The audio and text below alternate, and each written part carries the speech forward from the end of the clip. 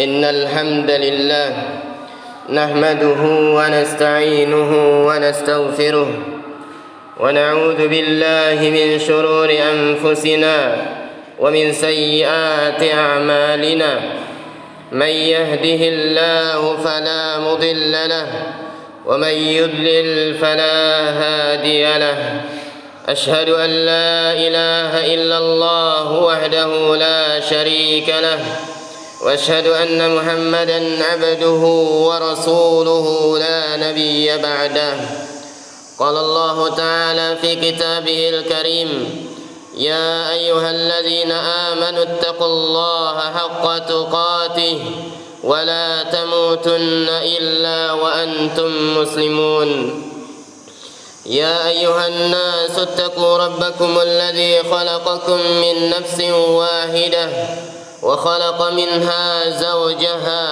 وبث منهما رجالا كثيرا ونساء واتقوا الله الذي تساءلون به والأرحم إن الله كان عليكم رقيبا يا أيها الذين آمنوا اتقوا الله وقولوا قولا سديدا يصلح لكم أعمالكم ويغفر لكم ذنوبكم ومن يطع الله ورسوله فقد فاز فوزا عظيما أما بعد فإن أصدق الحديث كتاب الله وخير الهدى هدى النبي محمد صلى الله عليه وسلم وشر الأمور محدثاتها فإن كل محدثة بدعة وكل بدعة ضلالة وكل ضلالة في النار. Jamaah salat Jumat yang dimuliakan oleh Allah Subhanahu wa taala. Senantiasa seorang khatib mengingatkan kembali untuk senantiasa meningkatkan ketakwaan kepada Allah Subhanahu wa taala, yaitu dengan cara kita meningkatkan ibadah kita kepada Allah Subhanahu wa taala. Karena itulah hakikat penciptaan kita sebagai hamba Allah, yaitu semata-mata beribadah kepada Allah Subhanahu wa taala. Dikarenakan ada janji balasan dari Allah Subhanahu wa taala bagi orang yang melakukan amal saleh atau ibadah di dunia ini. Man amila salihan min zakarin aw unsa wa huwa mu'min falanuhyiyannahu hayatan thayyibah. Barang siapa yang beramal saleh dari kalangan kaum laki-laki dan wanita, maka Allah akan berikan bagi dia kehidupan yang baik di dunia dan kehidupan yang baik kelak di akhirat nanti berupa surga Allah Subhanahu wa taala. Pada kesempatan ini, marilah kita merenungi, mentadabburi satu ayat yang Allah Subhanahu wa taala sebutkan di akhir surat Al-Furqan. A'udzubillahi minasyaitonir rajim. Allah Subhanahu wa taala berfirman, wa qala ar-rasul ya rabbi inna qaumi ittakhadhu hadzal qur'ana mahjura.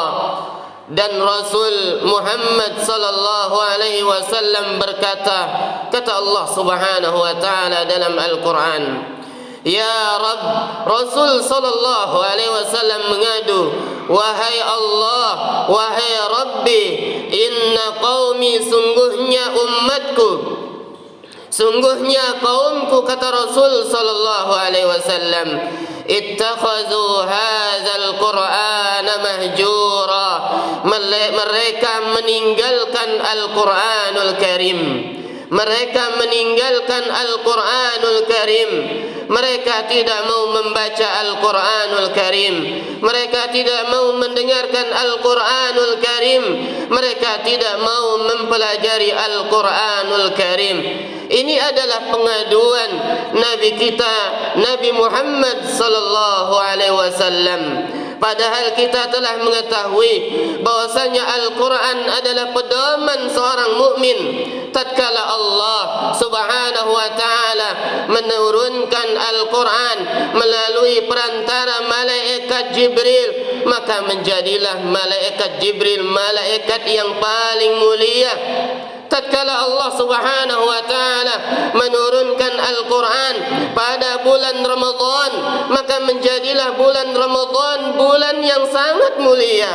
Tatkala Allah Subhanahu wa taala menurunkan Al-Qur'an pada malam Lailatul Qadar, jadilah malam tersebut malam yang paling mulia.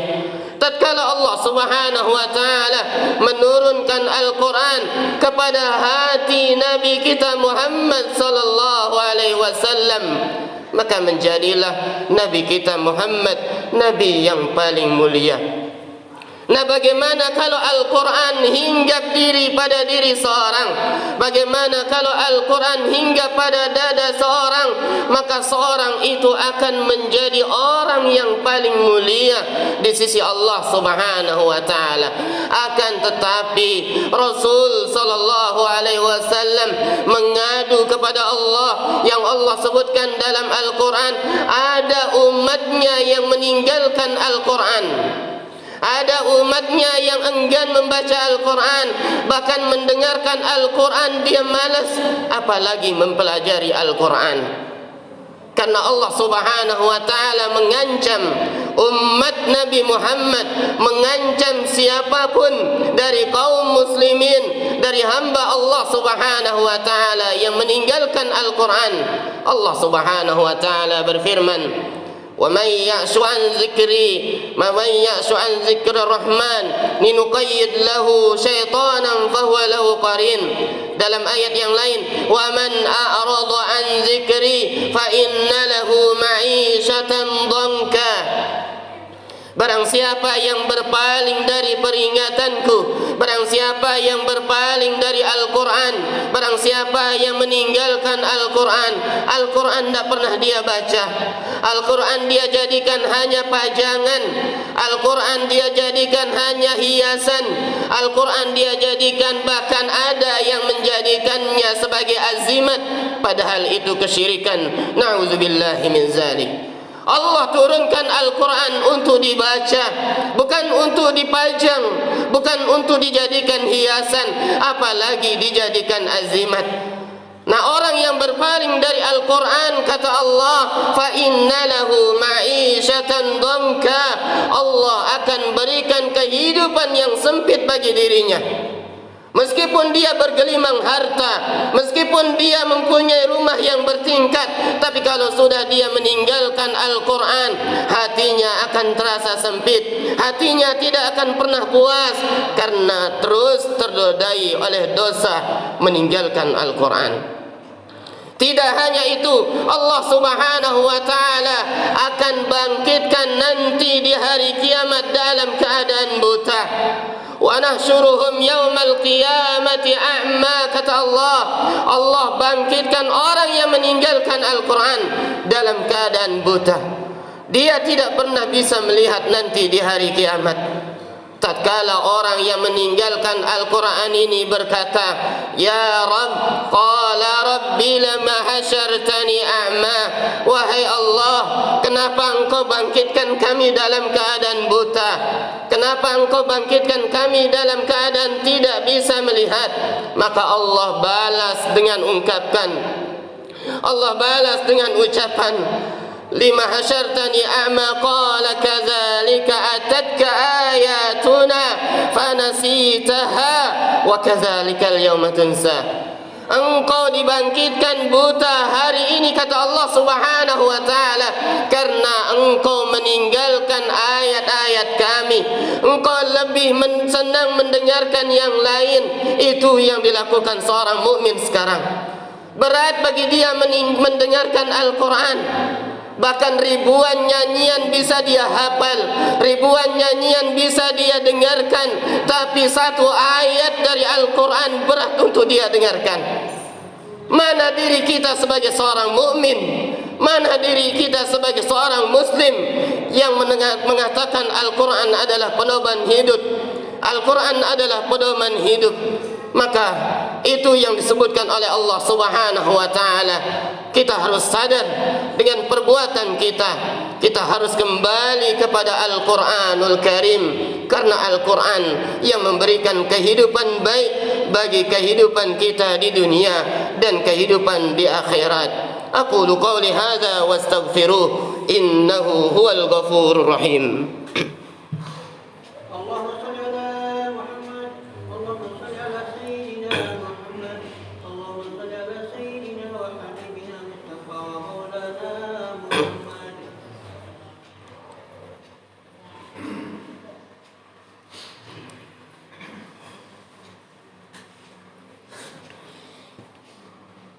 Alhamdulillahi Rabbil Alamin, wassalatu wassalamu ala ashrafil anbiya'i wal mursalin wa ala alihi wa sahbihi ajma'in, amma ba'du. Jamaah salat Jumat yang dimuliakan oleh Allah Subhanahu wa ta'ala, kita mengetahui bahwasanya Allah Subhanahu wa ta'ala mengancam kita sebagai seorang mukmin agar supaya jangan sekali-kali meninggalkan Al-Quran, jangan sekali-kali meninggalkan mendengarkan Al-Quran, apalagi sampai malas untuk mempelajari Al-Quran. Ancaman yang sangat keras dari Allah Subhanahu wa ta'ala. Dia akan diberikan kehidupan yang sempit, dia akan dibangkitkan nanti di hari kiamat dalam kondisi buta. Bahkan Allah Subhanahu wa ta'ala dalam ayat yang lain, yudillahum dhalalan ba'ida, Allah jadikan dia orang yang sangat tersesat. Lalu apa yang menyebabkan seorang mukmin berat untuk membaca Al-Quran? Lalu apa yang menyebabkan seorang mukmin berat untuk mendengarkan Al-Quran, berat untuk mempelajari Al-Quran? Allah Subhanahu wa ta'ala sudah sebutkan penyebabnya. Bahkan Allah Subhanahu wa ta'ala berfirman, afala yatadabbaruna al-Quran am ala qulubin aqfaluha. Tidaklah mereka mentadabburi Al-Quran, tidaklah mereka mempelajari Al-Quran, tidaklah mereka membaca atau mendengarkan Al-Quran, disebabkan karena qulubin aqfaluha, hati mereka ternodai, hati mereka ada dosanya, ada rona-rona di dalam hati mereka. Kalla bal rana ala qulubihim ma kanu yaksibun. Kata Allah Subhanahu wa ta'ala, sungguh pada hati mereka ada noda-noda dosa akibat perbuatan mereka. Nah, inilah penyebab terbesar seorang mukmin meninggalkan Al-Quran. Maka kita cek diri kita, coba kita dengarkan Al-Quran setengah jam, kita dengarkan Al-Quran 1 jam. Kalau saja 10 menit kita merasa bosan, apalagi setengah jam kita merasa bosan, apalagi 5 menit mendengarkan Al-Quran merasa bosan, berarti hati kita ada dosanya. Maka sucikan hati ini dari dosa, sehingga mudah bagi kita untuk mendengarkan Al-Quran. Karena hati yang bersih tidak akan pernah puas mendengarkan Al-Quran. Hati yang bersih tidak akan pernah bosan mendengarkan Al-Quran. Terus dia ingin mendengarkan Al-Quran, terus dia ingin mempelajari, membaca Al-Quran. Itu hati yang bersih. Beda dengan hati yang kotor dengan maksiat, hati yang kotor dengan penuh dosa, berat dan malas dia mendengarkan Al-Quran. Maka kita sebagai seorang mukmin, mari kita mengetahui bahasanya Al-Quran adalah pedoman hidup kita. Al-Quran adalah suatu mukjizat yang sangat luar biasa, yang bisa memberikan kehidupan yang baik bagi kita di dunia dan bagi kita di akhirat. Mudah-mudahan dengan sedikit nasihat ini kita bisa kembali mempelajari Al-Quran, kita bisa kembali mendengarkan Al-Quran tanpa rasa bosan, kita bisa kembali membaca Al-Quran tanpa ada rasa bosan di dalam membaca Al-Quranul Karim. Allahumma salli ala Muhammad wa ala ali Muhammad kama sallaita ala Ibrahim wa ala ali Ibrahim innaka Hamidum Majid. Allahumma barik ala Muhammad wa ala ali Muhammad كما باركت على إبراهيم وعلى آل إبراهيم إنك حميد مجيد. اللهم اغفر للمسلمين والمسلمات والمؤمنين والمؤمنات الأحياء منهم والأموات إنك سميع قريب مجيب الدعوات. اللهم إن عبيدك بنو إمائك نواصينا بيدك ماض فينا حكمك عدل فينا قضاؤك. نسألك بكل اسم هو لك سميت به نفسك أو أنزلته في كتابك أو علمته أحدا من خلقك أو استأثرت به في علم الغيب عندك أن تجعل القرآن العظيم ربيع قلوبنا. اللهم اجعل القرآن العظيم ربيع قلوبنا ونور صدورنا وجلاء أحزاننا وذهاب همومنا وغمومنا. اللهم اجعلنا من أهل القرآن الذين هم أهلك وخاصتك. اللهم اجعلنا ممن يقرأ القرآن فيرقى ولا تجعلنا ممن يقرأه فيشقى ولا تجعلنا من الغافلين. ربنا آتنا في الدنيا حسنة وفي الآخرة حسنة وقنا عذاب النار. أقم الصلاة.